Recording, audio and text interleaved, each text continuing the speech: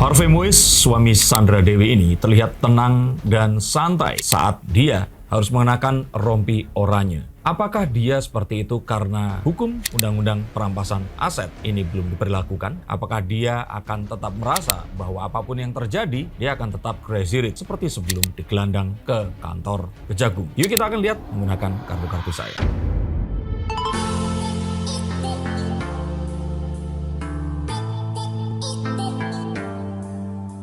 Halo Science Seekers, kembali berjumpa bersama saya Denny Darko. Tidak ada yang namanya misteri, yang ada adalah tanda-tanda yang kita semua coba untuk mengerti. Masyarakat ini saat ditunjukkan seseorang yang ditetapkan menjadi tersangka, terus kemudian disebutkan kerugiannya 271 triliun, mereka langsung akan mengira bahwa orang ini mengambil uang masyarakat atau negara, terus kemudian mempergunakannya untuk kegiatan sehari-hari, untuk kepentingan dirinya dan mungkin saja keluarganya. Tetapi sebenarnya ini jauh dari sesederhana itu. Yang pertama, 271 triliun itu bukanlah jumlah uang yang ada, melainkan potensi kerugian yang dialami oleh negara dan masyarakat setempat atas perusakan lingkungan dan potensi keuntungan yang seharusnya didapat karena adanya penambangan ilegal yang disangkakan kepada Harvey Muiz yang melibatkan Helena Lim, President Pantai Indah Kapuk. Jadi uangnya sendiri itu sebenarnya tidak ada. Ini hanyalah proyeksi atau hasil dari sebuah penghitungan. Tapi tentu saja penghitungan yang cermat dan akurat. Tapi itu artinya kerugian yang mungkin saja ditimbulkan ini jauh lebih besar daripada 271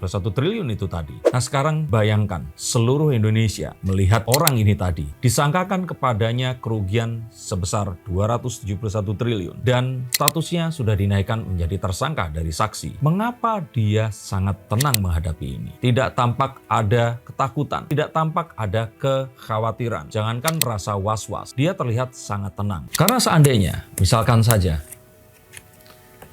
orang ini atau siapapun yang melakukan korupsi ini dihukum selama, ambil kata saja 5 atau 6 tahun penjara. Maka setelah 5 atau 6 tahun penjara, bisa saja uang yang dia ambil, yang jumlahnya ini kita tidak tahu berapa tapi yang pasti akan besar sekali, pasti masih akan tersimpan. Dan ya karena dia di sel selama waktu tersebut, orang ini tentu saja tidak bisa mempergunakan uangnya kecuali untuk orang-orang yang mungkin saja bisa mengaksesnya. Artinya saat dia nanti keluar, anggap saja dia tidak melakukan apa-apa, maka uang ini bisa saja menanti, dan saat hukuman badan ini sudah diberlakukan, maka sudah selesai kewajiban hukumnya, sehingga bisa saja uang tersebut terus kemudian menjadi hilang dari spotlight dan bisa dipergunakan untuk kehidupan yang selanjutnya. Anggap saja misalkan, maukah kalian diberikan uang senilai tidak usah 271, anggap saja 100 miliar saja, tetapi kalian harus dipenjara selama 6 tahun. Itu artinya sama dengan kalian bekerja dengan penghasilan per tahunnya mencapai sekitar 17 atau 16 miliar.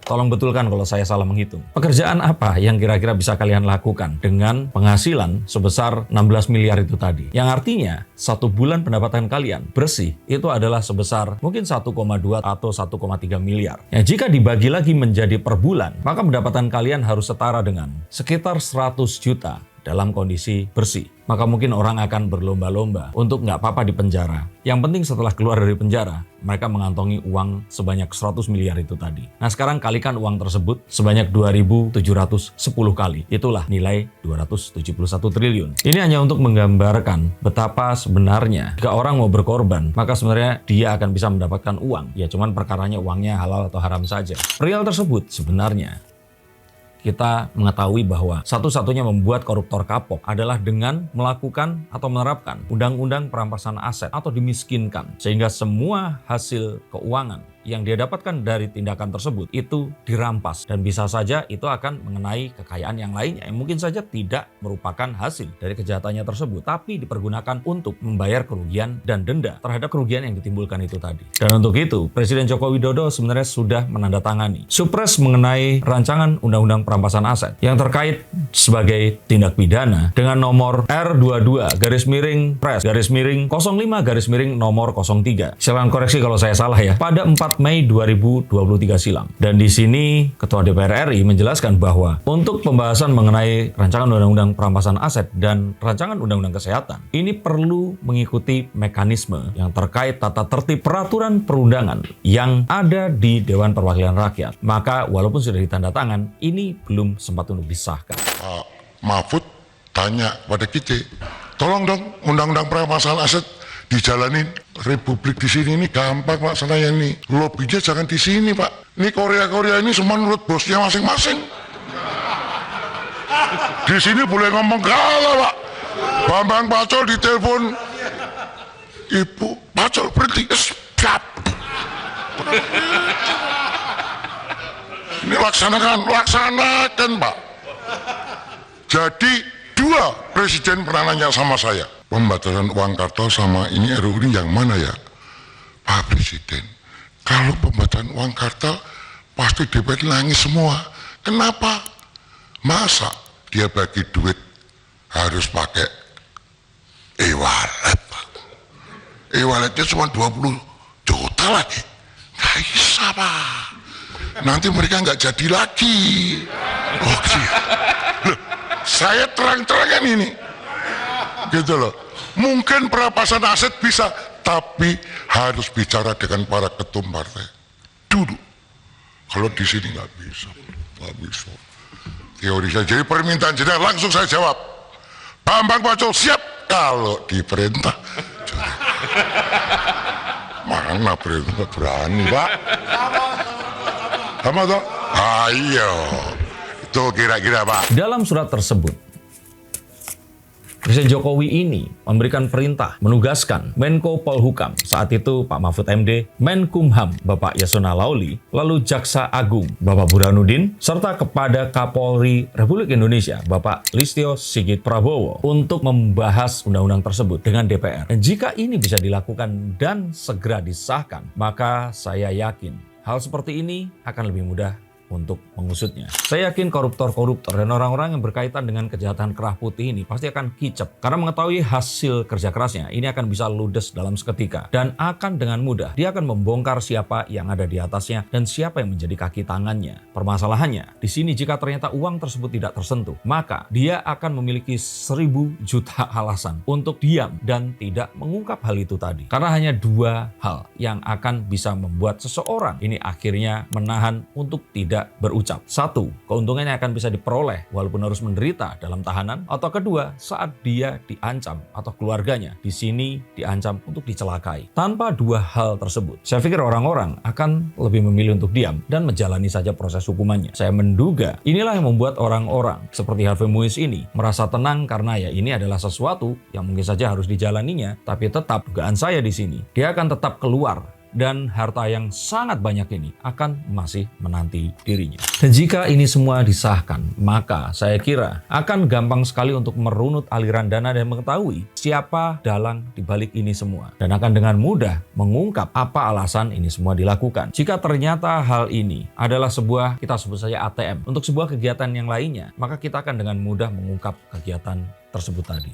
Dan tidak hanya itu, undang-undang ini akan dapat mengadu domba orang-orang yang ada di dalamnya karena uangnya akan hilang seketika. Dan jika orang sudah tidak memiliki apapun untuk dipertahankan, mereka akan membongkar semuanya. Dan tinggal masalah waktu sampai karena nama-nama yang penting ini tersebut dan kita bisa menghalangi kejahatan yang berikutnya ini terjadi kembali. Dan dengan sangat mudah kita akan langsung tahu bisnis-bisnis uang titipan atau pencucian uang yang ada di bawahnya. Biasanya ini bisnis-bisnis yang tidak langsung berkaitan dengan hal yang dilakukan ini tadi. Seperti dugaan bisnis penukaran uang. Atau bisa saja bisnis retailing seperti penjualan skincare. Atau penjualan sesuatu yang sifatnya sangat mahal seperti mobil mewah, barang-barang seni. Yang kita akan langsung tahu jika bisnis tersebut terdisrupt, terganggu, atau bahkan tutup. Maka kita akan tahu bahwa dia akan berkaitan dengan aliran dana ini tadi. Dan mungkin cara yang lain adalah dengan memberikan bagi hasil senilai persentase yang mungkin cukup menggiurkan untuk orang-orang yang bisa atau berhasil melaporkan adanya tindak kecurangan atau korupsi ini tadi. Misalkan dapat 5% dari yang dilaporkan jika ternyata terbukti sebagai sebuah reward. Ini seperti bounty hunter. Orang-orang memang akan bisa mencari, membuktikan, dan menyeret mereka ke meja peradilan. Dan untuknya akan diberikan uang imbalan yang sangat besar yang saya yakin akan membuat orang-orang yang ada sebagai kaki tangannya ini akan melaporkan bos-bos besar mereka. Tentu saja harus anonimus ya.